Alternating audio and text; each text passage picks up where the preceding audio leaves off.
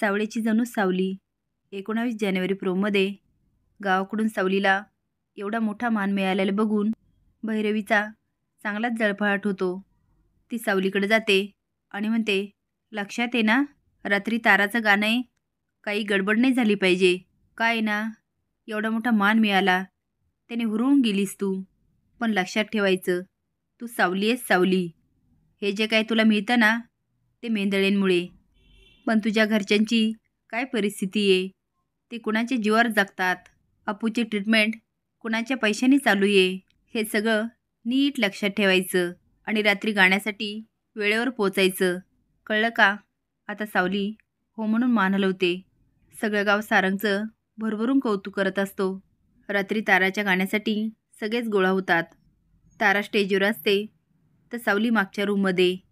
भैरवीची हालत वाईट करायला जगन्नाथची माणसं पण तयार असतात आणि ते करण्यासाठी लाईट जाते.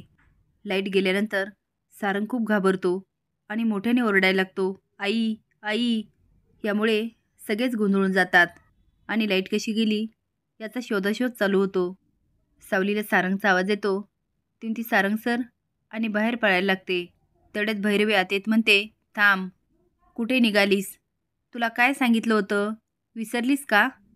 सावली म्हणते, माई, सारंग सरांना बघून येत्या. भैरवी म्हणते, नाही म्हणजे नाही. कोणाचा प्राण जरी गेला ना, गाणं झाल्याशिवाय बाहेर जायचं नाही. आता सावलीला खूप राग येतो. भैरवी म्हणते, गाणं सुरू कर. तुम्हाला काय वाटतं, आता तरी सावलीने आवाज उठवायला पाहिजे का? हे कमेंट बॉक्समध्ये नक्की सांगा. नवीन अपडेट जाण्यासाठी लाईक आणि सबस्क्राईब करा. धन्यवाद.